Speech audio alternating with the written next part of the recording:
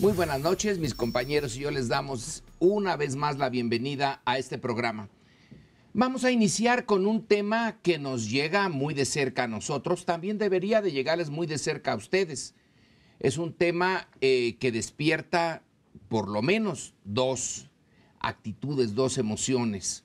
La de el enojo, la irritación por un lado, y la de una pena, no tanto por el gremio de periodistas, sino por el país mismo. Y me refiero a la censura.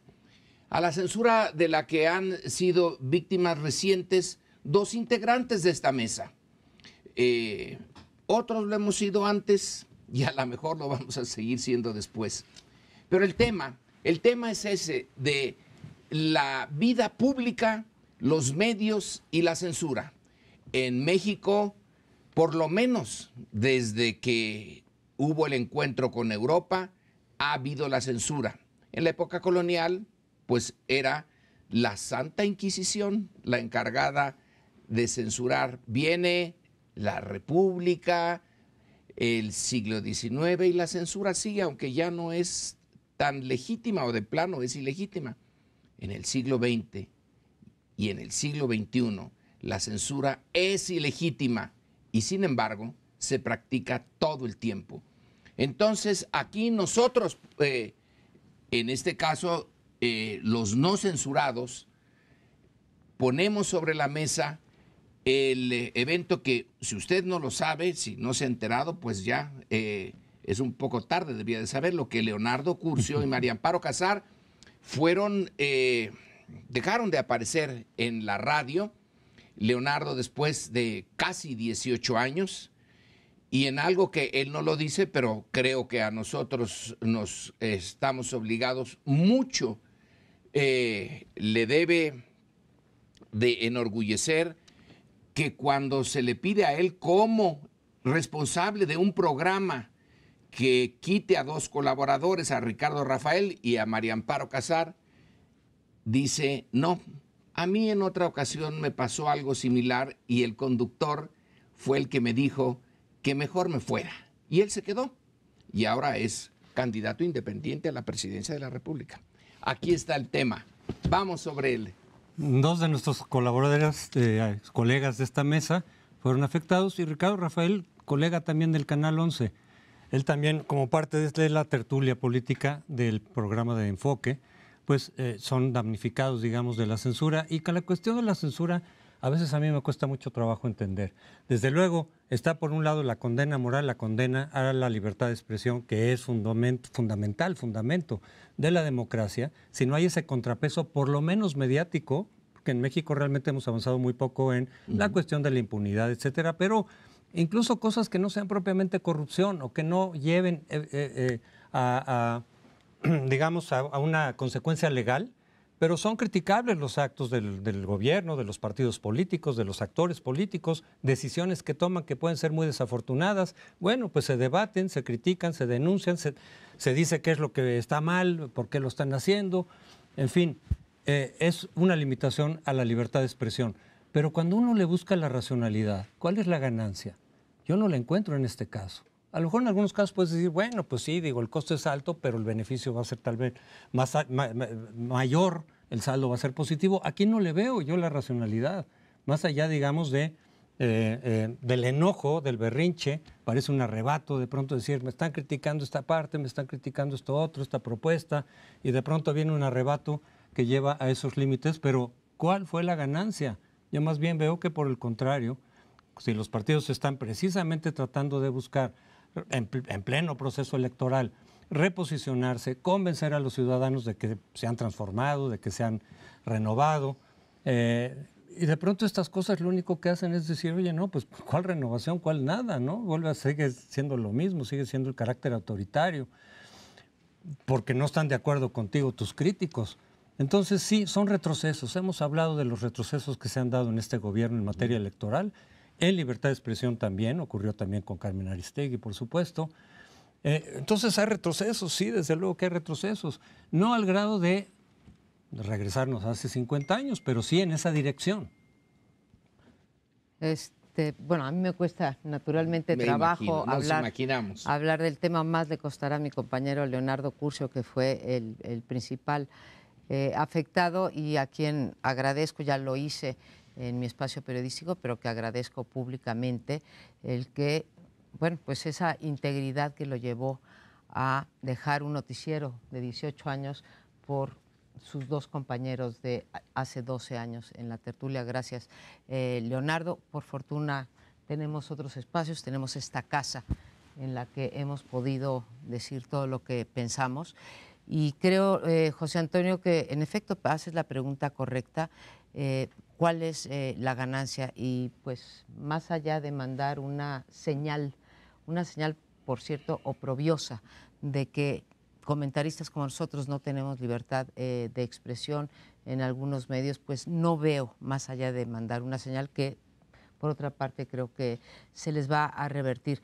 Entonces yo quisiera dedicar los minutos que me quedan a citar, y le voy a reventar a Leonardo esa posibilidad, citar el magnífico artículo que escribe él mismo en el periódico El Universal hoy, hablando de su, digamos, su renuncia a Enfoque, porque creo que pone el dedo sobre la llaga y sobre todo tiene un valor agregado que es despersonalizar esto. No habla de él, no habla de Ricardo, no habla de mí, y menciona que ve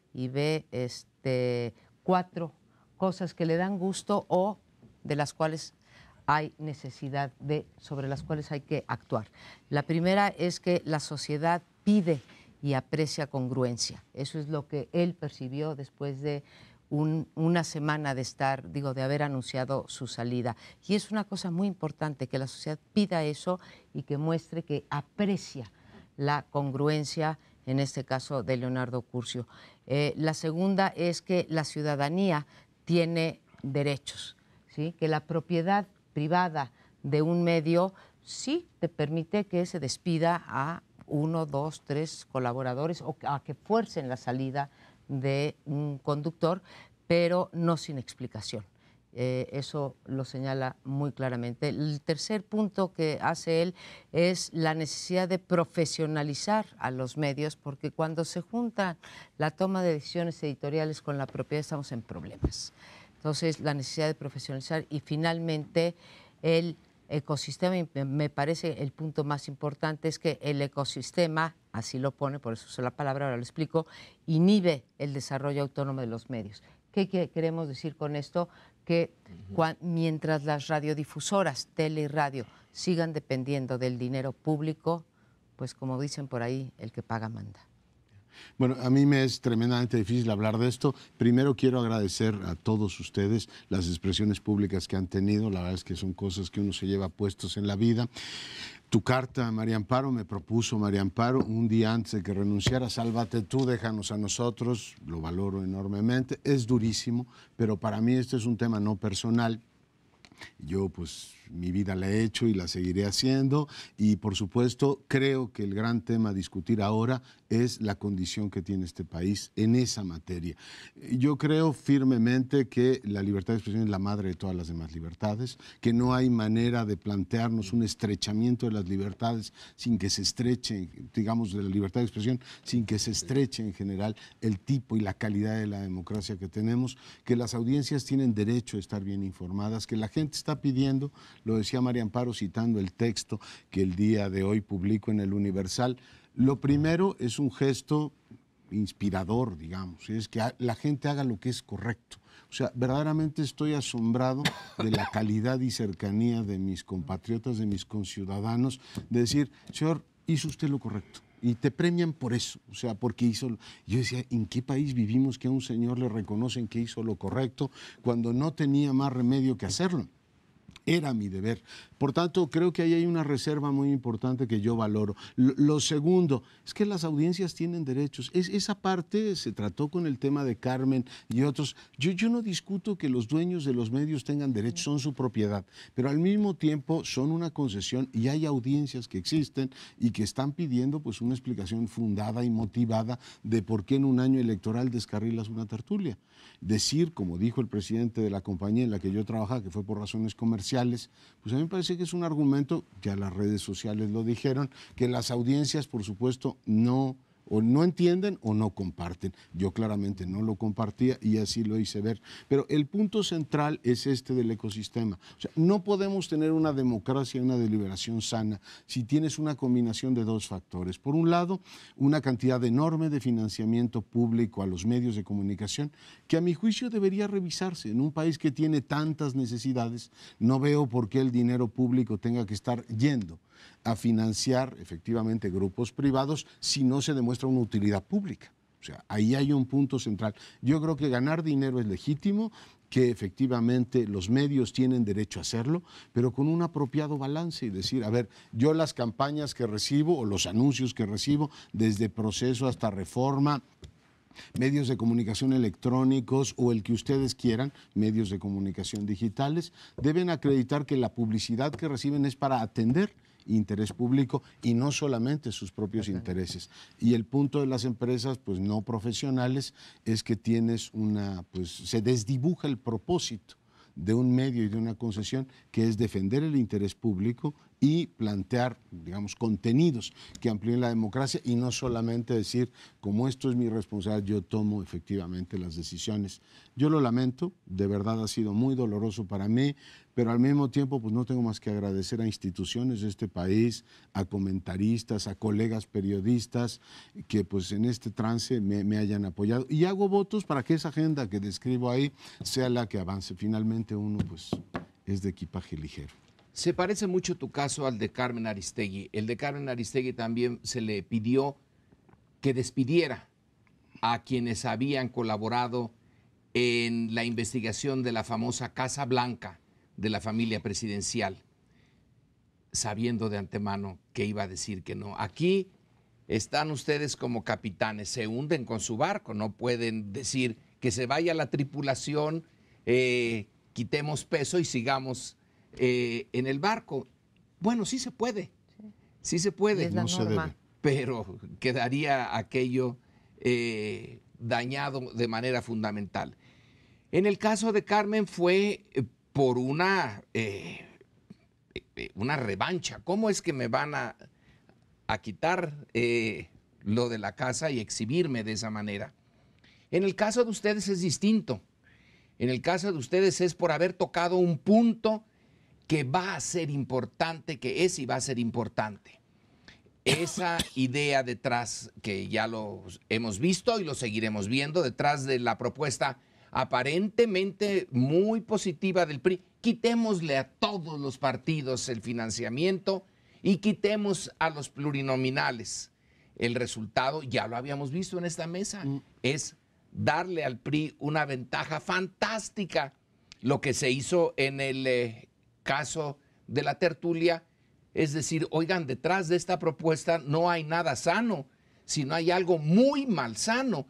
Entonces allí es ¿quién es el que está irritado? El PRI. Pero si el PRI no se mueve por sí mismo, nunca se ha movido por sí mismo, salvo cuando dejaron Los Pinos por 12 años. Ahora tiene que ser algo más arriba del PRI, que también se molestó de la misma manera. Le molestó mucho que una jugada tan aparentemente inteligente, empleando la enorme resentimiento que hay hacia los partidos, se les se descubriera en el programa. Yo quisiera hacer, si me lo permiten, un último apunte. Yo veo 3 grandes círculos del infierno de Dante en este tema. Por un lado, el más dramático de todos. Hay colegas que pierden la vida denunciando como periodistas el nexo político criminal. Eso es dramático. Lo segundo es, hay colegas que se inhibieron de hacer reportajes de investigación porque Carmen y su equipo perdieron el trabajo. El mío es, yo no dejo de perder el trabajo y me solidarizo con todos los demás colegas, los que pierden su vida y los que pierden su trabajo. Lo mío es una anécdota y yo puedo hoy estar en Televisión Nacional diciendo esto. Pero ojo, cuando hasta la opinión molesta, tú dices, oiga, una cosa es que los temas de investigación fueran estrechando efectivamente el espacio para discutir el tema, pero si ya hasta los temas de opinión generan esa molestia, no sé si fue efectivamente eso lo que detonó la petición de que saliera a la tertulia y por consiguiente mi renuncia. Si es así, pues tenemos un tercer círculo para discutir esa esfera y creo que es, subrayo, más allá de lo personal, muy preocupante. Nos vamos, espérenos unos minutos y retornamos.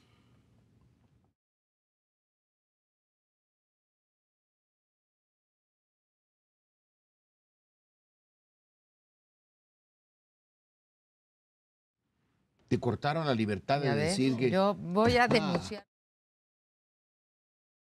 Después de este segmento. ¿Quién es ese tal Tocqueville que es un subversivo de cojones? Que tenemos a don Alexis fichado. Que lo quiten a Tocqueville. Oye, me di...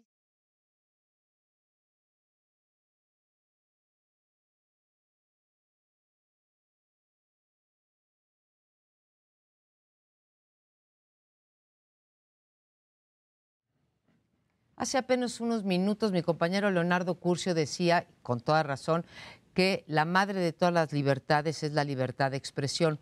Yo quiero ligar esto con la democracia porque, aparte de la libertad de expresión, la democracia requiere de cultivar dos virtudes más, que es el debate público y la deliberación.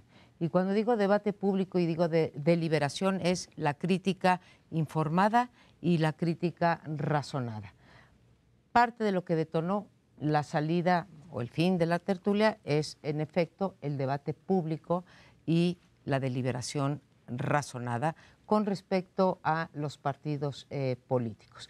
Han planteado de una manera que yo juzgo clientelar, oportunista en el sentido que ocurre en la mitad del sismo y en un momento en que el desprestigio de la clase política no solamente venía creciendo, sino que se desata con la idea del dinero que se requiere para el sismo y el dinero que gastan las autoridades electorales y los partidos, y entonces pues quieren aprovechar para relegitimarse o para llevar agua a su molino o para, dije yo en la tertulia, para ganar el aplauso fácil, una propuesta que por un lado no tiene ni pies ni cabeza, aunque como diga Lorenzo, sí le da ventajas al PRI.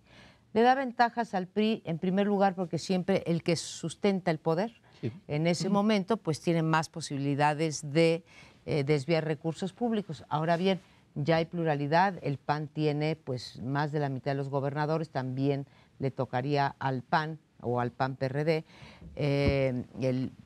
Morena tiene la mitad de las delegaciones, en fin, el que está en el poder es el que puede desviar los recursos. No tiene ni pies ni cabeza tampoco, porque sabemos todos que esa no va a pasar. Y además no va a pasar esa iniciativa. Y además tiene consecuencias nefastas, más allá de que podría reducir la pluralidad en este país, que es darle un trozo todavía más grande a la élite del poder, en particular a la élite económica, para definir las políticas públicas en este país. Entonces, ¿se vale hacer propuestas de distinta naturaleza? Yo no estoy de acuerdo con el sistema público de financiamiento público tan generoso como el que tenemos y creo que requiere reformas, pero hay que hacerlas de manera razonada y no mintiéndole a la ciudadanía sobre cuáles son las consecuencias de estas propuestas. Y sobre todo no puedes mentir desde el Estado. O sea, yo creo que hay ciertas funciones que los partidos políticos o quienes tienen una responsabilidad en la escena pública, digamos, van variando. Si tú eres un partido de oposición y estás en la quinta de las minorías, pues tú puedes decir lo que te dé la gana y no tiene ninguna consecuencia. Pero si eres un partido con responsabilidad de gobierno, tú no puedes, y además eres la mayoría en la Cámara de Diputados, no puedes decir, hagamos esto como si fuera cualquier cosa. A ver, las consecuencias de esa propuesta son terribles. Le preguntaban a Enrique Ochoa, oiga, si fue el propio Zedillo el que defendió el modelo del financiamiento público por la intromisión económica de los grupos, en fin, empresariales, y dos, por el narcotráfico. Y dicen ellos, México ha cambiado, y yo estoy de acuerdo con el presidente del PRI, México ha cambiado para peor. Hoy las posibilidades de que el financiamiento del narco se meta a la estructura son enormes y el poder económico de los grandes grupos es mucho mayor que hace 20 años. En consecuencia, hay que blindar con financiamiento público. Eso no quita que tú digas, oiga, métale un recorte impresionante. O sea, el poner a dieta el financiamiento público y decir, a ver, me van a hacer campaña mes y pico y los topes de campaña van a ser de tanto, es otra cosa muy diferente. Por tanto, sí me parece absolutamente populista y popular, porque el 60% de los compatriotas dicen, sí, están tan enojados con los partidos políticos que dicen, sí, quítalo. Insisto, yo creo que cuando eres el partido de la mayoría, hacer esas propuestas es claramente mandar el mensaje que has perdido el sentido de Estado. Y cuando pierdes el sentido de Estado y la trascendencia que tiene, digamos, en este caso, una fórmula que ha permitido la competitividad de estos años, competitividad política me refiero, estamos ante un problema muy serio. El optimismo de Leonardo Curcio me gusta. Pierdes el sentido de Estado. Ahí vas. Yo digo que no hay Estado en México. Hay un grupo que gobierna y de instituciones pero Estado como tal, pero en fin, dejémoslo. Vamos con el optimismo. Hay un Estado. Bueno, a raíz de lo que pasó con ustedes, se ha discutido que el conjunto de recursos que se gastan por parte del gobierno, no del Estado, del gobierno, en esto de la propaganda y los comerciales, etcétera, es de alrededor de 30,000 millones de pesos. Bueno, si eso también se recortara, que se diga, se recortan los gastos de los partidos y se recorta el gasto del gobierno, en donde para el quinto informe, yo no sé cuánto se gastaron en camisas del presidente, pero se debieron de haber gastado un dineral porque salía en cada página completa de periódicos el presidente con su camisa distinta, etcétera, muy elegante. Eso no tiene mayor sentido, y menos en un país tan pobre. Es ahí donde vamos a preguntarle al PRI si estaría de acuerdo en que esa parte se cortara de una manera tan drástica o más drástica que el financiamiento a los partidos. 30,000 millones de pesos, dices, que es más del doble de lo que van a recibir los partidos para el año electoral del 2018, porque se calcula en 12,000 millones de pesos por fondos federales y por fondos locales. Pues estamos hablando aquí del más del doble, y por eso decía, oye, pues al PRI le caería perfecto que los demás partidos se quedan sin dinero para las campañas y para la propia sobrevivencia de los partidos, para los gastos ordinarios, y nosotros contamos con una cantidad, esa entre otras, pero por lo menos una cantidad muy fuerte de dinero que a final de cuentas desde el gobierno se puede utilizar en favor del PRI. Y en ese sentido estaba un poco la trampa que está planteando el PRI, aprovechando la animadversión y el enojo que hay de muchos ciudadanos contra los partidos. Pero yo creo que además de recortar, no solo por razones, digamos, ahorita coyunturales, es decir, ese dinero, como se ha mencionado también, debería de canalizarse a la reconstrucción, casi podría cubrir la parte de la reconstrucción. Es, retomando la idea de Leonardo del segmento pasado, es tenemos que fortalecer, tenemos que proteger al sistema de medios de comunicación, de no ser tan vulnerables como lo son ahora por el financiamiento público. Se tendría que ver de qué manera efectivamente puedes tú proteger a los medios de comunicación de esas influencias que vienen, y en cualquier momento está la tentación, porque de lo contrario no acabamos de avanzar en esta parte de la democracia. Yo creo que para fortalecerlo hay que retomar la propuesta de Peña Nieto. Hay que crear un órgano que distribuya técnicamente esos recursos. Solo quería agregar eso. Y transparentemente. Claro, lo mencionas tú en tu artículo de ahora. Esa es la forma en la cual sí puedes efectivamente quitarle esa influencia, esa capacidad de vulnerar la libertad de expresión en los medios privados, y decir, ok, que se administre de otra manera y que se proteja. Incluso yo digo, bueno, esta comunicación tan cara, política del gobierno, los gobiernos en general, pues se les pueden dar los tiempos del Estado que ya están, que se les dan casi enteramente a los partidos y a las autoridades electorales en tiempo electoral, y decir, oye, la parte de comunicación que tienen que tener los gobiernos, no se trata de quitarles todo, porque a veces es necesario, importante que comuniquen cosas de políticas públicas, bueno, que usen los tiempos del Estado.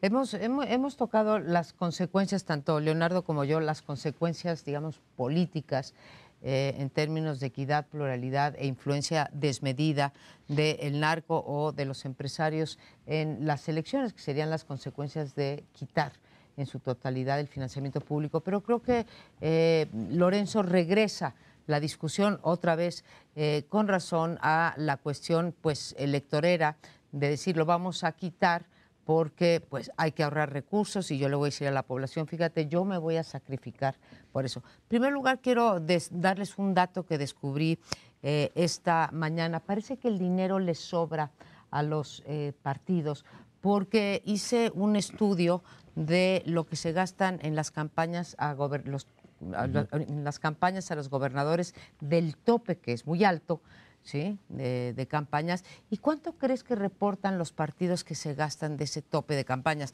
El tope de campañas puede variar desde 280 millones de pesos en el Estado de México hasta, no me acuerdo qué estado, que tiene 10, bueno, Coahuila que tiene 18, ¿no? 18, o sea, sí. ¿Cuánto creen en promedio que se gastan todos los partidos en todos los estados?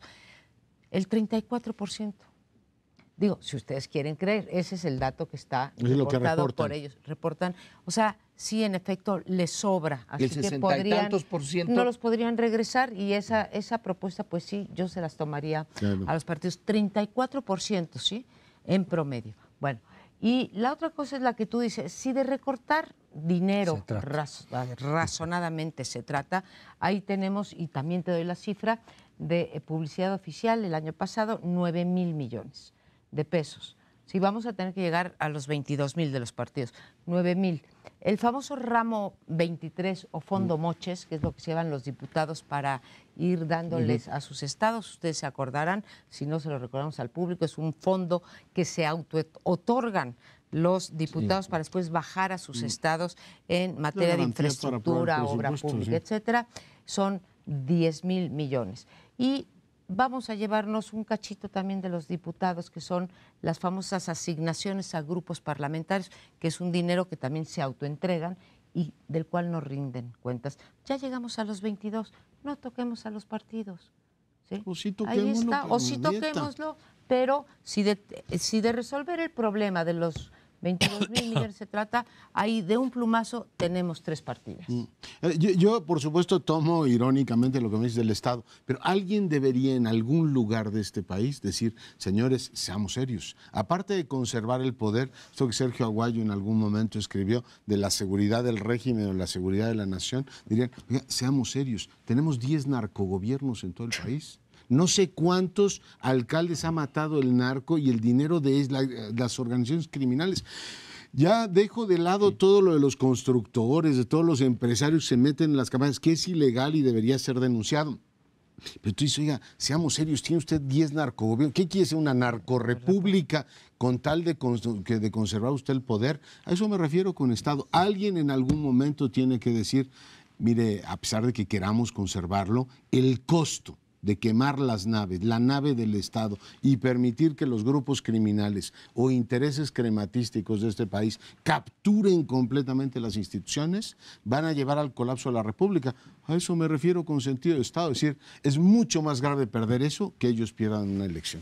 Ahora, que lo pierdan o ya lo perdieron. En buena medida ya lo perdieron. Y volvemos a la discusión. Quiere decir, si hay 10... como tú propones, narcogobiernos, quiere decir que no hay Estado. No es algo que vaya a pasar, es algo que está pasando. Pero la parte sana del Estado debe rescatar eso. A ver, si tenemos poquito, Lorenzo, yo creo que ese poquito hay que resguardarlo y hay que potenciarlo. Sí creo que tenemos un compromiso por la reinstitucionalización de este país y eso incluye a los partidos, incluye a los gobiernos, pues eso, incluye al Estado con el que tienes todo el derecho, ¿sí?, de estar enojado y cuestionar su existencia o de dudar de su existencia. Nos vamos a un corte y regresamos con un buen tema. Quédese con nosotros. Y en los días pasados, finalmente, Margarita Zavala anunció su salida del PAN y su pretensión de irse como candidata independiente a buscar la presidencia de la República. Era algo que se estaba gestando desde mucho tiempo atrás, es algo que se veía que podía ocurrir. Aquí varias veces platicamos que se veía como aquel juego del chicken o de la gallina, en donde los dos carros van confrontándose y no se les veía a ninguno de los dos actores, por un lado a Ricardo Anaya, por otro lado a Margarita Zavala, con Felipe Calderón al lado, la intención de hacerse a un lado. Es decir, van en ruta de colisión y si ninguno de los dos se mueve y no se ve quién se quiera mover, van a chocar, y ese fue el choque que ocurrió el jueves y el viernes pasado. Es decir, la ruptura en donde finalmente Margarita dice, yo ya no tengo nada que hacer aquí, me están cerrando todas las puertas, no se ve que vaya a haber un proceso abierto, equitativo, etcétera. Anaya está manejando desde su cargo del presidente del partido todas las variables para él quedarse en la candidatura, entonces yo me salgo. Yo tengo la impresión de que dentro del frente, gente de los que están impulsando el frente, ellos mismos, el propio Anaya, una de dos, o calculó que no se iba a salir Margarita Zavala a pesar de todo. Dijeron, no se sale, puede llegar a alguna negociación, como ocurre a veces en muchos partidos, o bien que en caso de salirse y que se concretara esta ruptura, en realidad se iba a llevar migajas, como han dicho. Se va a llevar migajas, no se va a llevar gran cantidad de votos. ¿Quién sabe?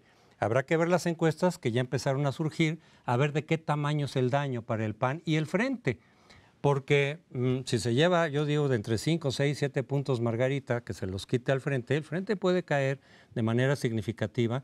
E incluso yo podría aventurar que si el daño es muy fuerte o significativamente fuerte, al grado en que el Frente deje de ser competitivo, hasta ahora lo ha sido, con Margarita como una posibilidad, pero el Frente sumando y todo, decir, oye, sí es competitivo frente a López Obrador, que es el rival a vencer.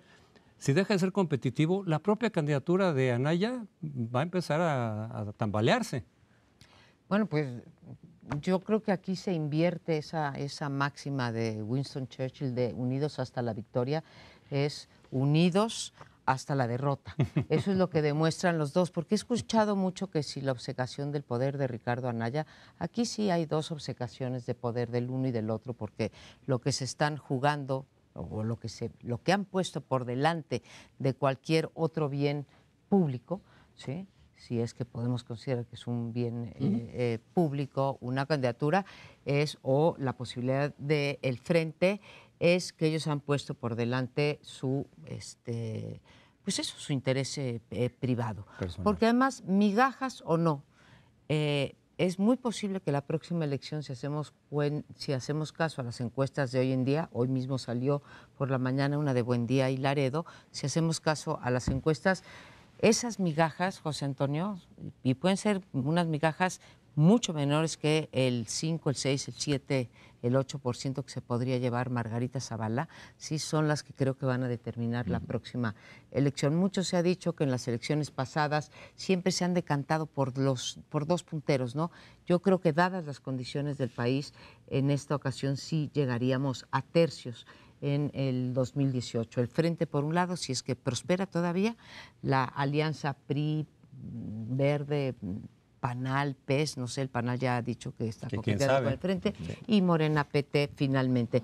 El Frente es todavía, después de la encuesta de fin de semana, que insisto, levantó Buendía y Laredo, es muy competitivo tanto con Anaya al frente como con Margarita Zavala, no así con Moreno Valle, pero es muy competitivo. En una gana López Obrador y en la otra quedan empatados. Que más o menos ellos así han dos, estado, que es más o menos como bien. Pero igual en fin, que cuando pone nada más candidato panista, la verdad es que la diferencia entre Ricardo Anaya y Margarita Zavala no era demasiado. La franquicia pagaba. El tema es cuando la franquicia se vuelve un problema. Es decir, ¿cuál es el problema del Frente, como yo lo veo, y en un momento entra la Margarita Zavala? Que tú apuestas a ser un aglutinador y resulta que empiezas a dividir tu partido. Es decir, Santa Claus puede hacer todo en la vida menos no dar regalos. O sea, el Frente aglutina, y si de entrada tu gente te está diciendo, oye, sí aglutina, pero es para que tú te quedes con el cargo, y el dirigente Anaya dice, tú espérate, tranquilamente ya te diré efectivamente cuándo puedes competir.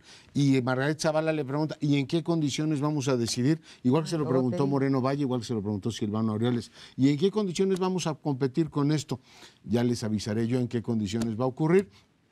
Y claramente la lectura, pues este señor va a decir, es un hecho consumado y yo soy su candidato. Pues yo creo que ciertamente Anaya ahí sí pierde duramente, porque finalmente la idea del gran aglutinador, que era el elemento, digamos, para confrontar básicamente al López Obrador o al PRI, pues finalmente se diluye. Y 8 puntos no son migajas, 8 puntos son muchos y te permiten hacer 2 jugadas que rápidamente enuncio. Uno, efectivamente derivar hacia el midismo en caso de que Mid fuera el candidato a la presidencia por el PRI y que se, digamos, conforme esto que López Obrador ha llamado el PRIAN, y entonces ese bloque ya lo enfrente, o sea, Mid más el calderonismo, más la estructura que queda el PRI, o si Margarita Zavala crece mucho, que habrá que ver, yo creo que francamente hay poco espacio, se podría efectivamente presentar ante Anaya y decir, a ver, no solo tengo 8 puntos, tengo 20 puntos, y por consiguiente o me tomas en cuenta o no hay posibilidad de que avance la tuya. Más o menos lo veo así. Hay una interpretación, la que aparece en la revista Proceso de esta semana, donde abiertamente la revista señala que la decisión de Margarita Zavala está como parte de una jugada del PRI, que le conviene mucho al PRI esta forma en que se está desdibujando el frente. Bueno, es una interpretación, yo no digo que sea correcta, pero pudiera ser. No le regatemos al PRI también esas posibilidades. La otra candidatura femenina, alguien hoy en la mañana se enojó porque yo ponía la figura de Margarita Zavala con la de su esposo y señalaba que eso es injusto. Yo no veo cómo se puedan separar. Pero en fin, hay otra candidatura independiente que es así, juega en otra dimensión y que es la de Marichuy, la representante de los intereses de lo que queda de las comunidades indígenas. ¿Cuánto quedará de ellas en porcentaje? ¿Será el 10% de nosotros como país? ¿Serán...? Por ahí va, ¿no? Pero es una candidatura independiente muy interesante. Es así, no veo que tenga que la explicación de los intereses personales de Anaya y Margarita y de sus grupos. Es algo como de otra dimensión. Personalmente sí creo que le va a quitar votos a Andrés Manuel, porque quienes apoyen a las comunidades indígenas pues tenderían a ser más o menos de izquierda. Claro. Y sin embargo, creo que tiene una legitimidad esa candidatura que no va a ganar la presidencia, pero que quiere usar la coyuntura para resaltar uno de los olvidos históricos. Ese tipo de candidaturas me gustan. Puede jalar votos esa candidatura, no solo de izquierda, sino de quien no tenga para dónde votar, que no le resulte ninguno de los que sí compiten convincente, y puede ir a dar su voto ahí simbólicamente, apoyar esa causa, aunque no sea propiamente de los sectores más de izquierda.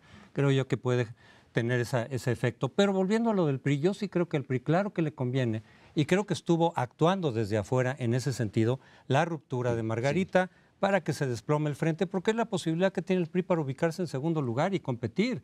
Es decir, primero tenía que debilitarse el frente, o fracasar el frente, o dividirse el PAN, o todos los anteriores, para que entonces sí el PRI pueda crecer y pueda posicionarse en el segundo, y en esa posición empezar a recabar votos de otros lados, votos útiles de panistas, por ejemplo, es muy posible, y entonces sí, ubicarse ya frente a López Obrador a competir directamente por la presidencia. El PRI creo que está de plácemes con esto. Siempre que sea Mid el candidato, ¿no? Sí, con Mid de candidato eso podría pasar. Ahora, una cosa es que le convenga al PRI esta decisión. Una segunda cosa, que también la creo, Lorenzo, es que lo esté propiciando el PRI como lo propició en el caso del Estado de México. Y otra cosa es culpar al PRI por eso, porque si culpamos al PRI, estamos diciendo que Margarita Zavala es una de dos cosas, ¿sí? O perversa o tonta. No creo que sea ninguna de las dos cosas, ni perversa ni tonta. Tiene legítimas aspiraciones presidenciales y tiene una trayectoria. A mí me molesta, por ejemplo, no que la unan como tú lo hiciste hoy con Carmen Aristegui, que la unan con Felipe Calderón, quien fue presidente y a quien acompañó durante los 6 años. Lo que me molesta es que no se refieran a Margarita Zavala por su nombre y digan la señora Calderón. Eso sí me parece realmente pues insultante, ¿no? Pero lo que tú dices, sí, o sea, ella, si corre en la campaña, tendrá que disociarse.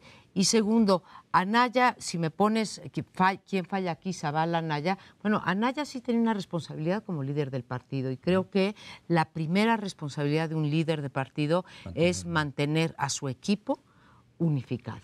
Y si Anaya no ha podido hacer esto y ha permitido primero la disidencia de los senadores y después la disidencia de quizá la panista con mayor trayectoria hoy que pueda competir, ¿no? Se juntan las dos cosas, trayectoria y posibilidades de competencia, pues realmente es un fracaso en el sentido de liderazgo. Yo hago votos porque el frente siga de frente, pero...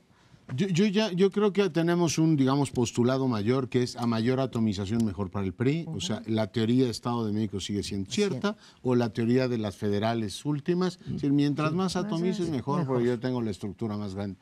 Y ahí, digamos, el postulado menor, que va desde la candidata zapatista, que pues por supuesto va a atomizar el voto de López Obrador, y si gana o la elección es como la del 2006, va a decir los zapatistas le jugaron, porque así también es Andrés Manuel López Obrador, como digamos señaló a Patricia Mercado como responsable, digamos de que una de las responsables de que no ocurriera. Por tanto, yo creo que las dos cosas son ciertas, o sea, hay un plano mayor, que es el PRI, dice, divídanse, mientras ustedes se dividen, para mí es mejor, y el otro es, hay candidaturas incluidas. Por eso es muy interesante el razonamiento de Emilio Álvarez y Casa, pero ya no nos da tiempo de abordarlo. Sí, bueno, sí, se nos terminará el tiempo, regresamos al último segmento. Bueno, y en este último bloque les propongo que le echemos un vistazo a la crisis política española. España es un país que se cita mucho en los manuales de ciencia política como la transición más exitosa, junto con la chilena, pero la española era todavía más exitosa, proceso constituyente interesante, votado mayoritariamente en Cataluña, debo decir, y en estos momentos entra en una crisis que tiene elementos interesantes. La comunidad autónoma catalana decidió en unas elecciones polémicas, digamos, dividir el Parlamento entre proindependentistas y antiindependentistas, exactamente a la mitad. Y el gobierno de Carles Puigdemont convoca un referéndum que pues no es un referéndum legal, es un referéndum que se convoca contra el parecer de las instituciones españolas, y ahora tenemos pues un desafío enorme, un desafío que es probablemente mañana proclamen la independencia de Cataluña, y mientras esto ocurre pues un montón de empresas han decidido quitar su razón social de Cataluña, lo cual demuestra que el capital no tiene patria, pero también demuestra que la intransigencia política y el nacionalismo radical no le interesa la prosperidad de la gente, que tienen otra lógica que en este caso habrá que revisar. Yo creo que hay, por supuesto no nos da tiempo de revisar en su totalidad el problema, pero hay un hecho catalán efectivamente diferenciado, pero hay también una política española muy descompuesta, y entonces hoy escribía Joan Alcázar, un profesor español, decía, a ver, ¿el problema es Cataluña o el problema es toda España? Y yo creo que vale la pena que le echemos un vistazo. Muy buena idea. Un punto. Eso de que el nacionalismo tiene un costo económico, depende de qué nacionalismo sea. En el caso mexicano, de su independencia, se creyó, claro que tuvo un costo económico enorme, pero al principio se argumentó que una de las razones de la independencia debía de ser económica, que México ganaría un montón, ya que hasta antes de la independencia, de la riqueza que se generaba en el país, se iba a España la mayor cantidad para los gastos de España, para los gastos de Cuba, los gastos de Centroamérica, los gastos de Filipinas, los gastos de la Florida. Bueno, México daba entonces para mucho. La verdad es que sí tuvo un efecto económico muy negativo, pero en principio no es necesario que el nacionalismo sea visto como un costo económico. Pero en el caso de Cataluña, sí. Intransigente, sí. Bueno, creo que la historia sí dice que en términos generales suele tener y haya un ganador y un perdedor. Aquí creo que los perdedores serían los dos, y por eso tiene razón en la cita que hace Leonardo, de que el problema es de España y es el fracaso también de la política, en este caso de la política de Rajoy, y apoyada un día después, creo que fue, por el rey, ¿sí? Que decepcionó. Además decepcionó, creo que incluso a los no independentistas, a los no autonómicos, también les decepcionó que el rey no saliera un poco es la única gracia que le veo yo a una monarquía, ¿sí? Que el rey se pueda poner por encima de un mandatario que finalmente fue electo por solamente una parte de la población o que recibió en el Parlamento el mandato por parte de la mayoría parlamentaria o por el gobierno de coalición. En ese sentido es de España, dirigida por Rajoy, que fracasó en la política, ¿sí? Tenía que haber, hace rato hablábamos de Margarita y de Zavala, o sea, un gobernante que no es capaz de mantener unida a su nación. Me hago cargo de que esto no es una cuestión nueva ni llegó con Rajoy, que viene de hace tiempo, pero sí había maneras, y cuando menos, si no de mantener a Cataluña dentro, cuando menos de haber tratado este referéndum que fue un estrepitoso fracaso y que llevó a más nacionalistas o a más autonomistas a salir a las calles. De otra manera, decir, hagan ustedes su referéndum, no es vinculatorio, no se puede proceder a la independencia, y tú lo decías la vez pasada, sí debería de siempre haber una cláusula de salida. No la hay en la Constitución española, la quieren invocar, y bueno, pues provocó que un gobernante incompetente llevara al límite las cosas. De los costos económicos que se habla de esta separación, bueno, empezó a aflorar en estos días, después del plebiscito, empezaron muchas empresas a anunciar que se irían, pues, harán sus cálculos, quizá también tienen temor de cómo se va a resolver ese asunto, porque parte de los costos económicos de la independencia de México fue por la forma en que se logra la independencia, es decir, la violencia. Cuando se logran de manera pacífica, legal, igual y los costos no son tan altos, pero también por razones económicas y de mercado.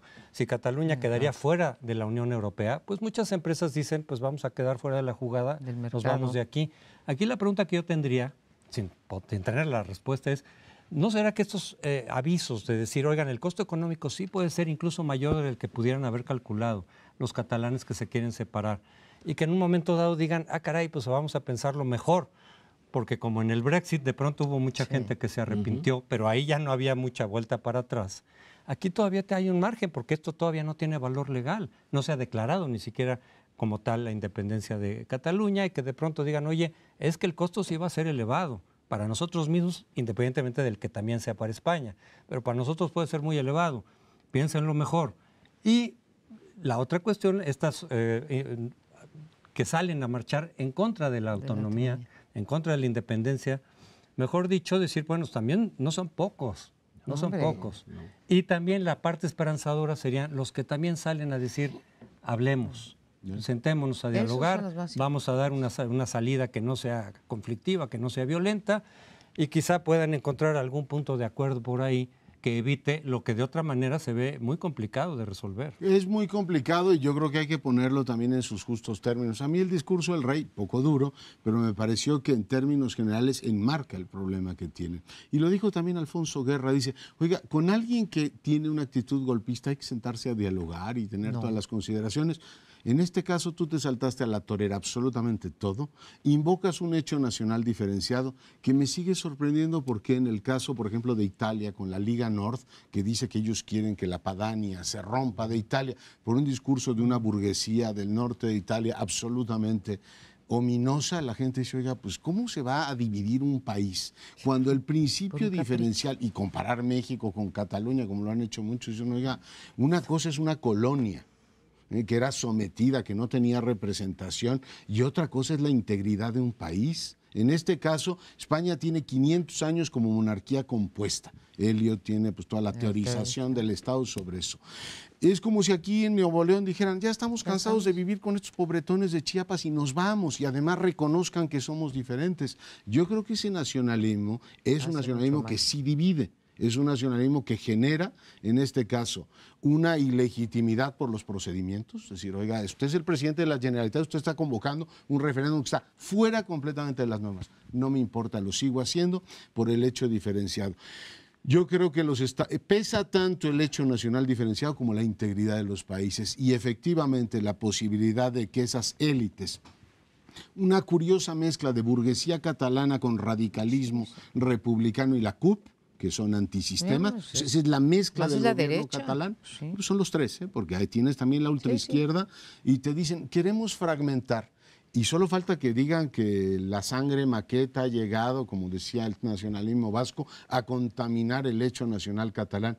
Yo creo que la manifestación de ayer, de 1 millón de personas diciendo, tenemos una democracia, y Felipe VI no es Fernando VII, y hay una constitución vigente, da como para que utilices los procedimientos. Yo creo que eso lo defenderíamos en cualquier parte del mundo, y yo lo defendería en la Plaza de Pero eso es lo que Rajoy debió haber hecho el día 1. No, pero eso es una mala política. Por eso dije, o sea, está tratado con las patas este problema por parte de quien debería de digamos, elegirse como el facilitador. Te hago una pregunta para nuestra audiencia. Si en Yucatán hicieran ahora un referéndum para decir, vamos a hacer un reino yucateco, porque aquí están diciendo una república catalana, le dirían, oiga, mal que bien somos una democracia totalmente rota, pero con procedimientos como para que ustedes inicien. Condenable, Leonardo. Si me preguntas, absolutamente condenable, y aquí estaría yo yendo en contra. Yo no lo estaría tanto. Si los yucatecos en su mayoría se quisieran ir como se quisieron ir, y varias veces,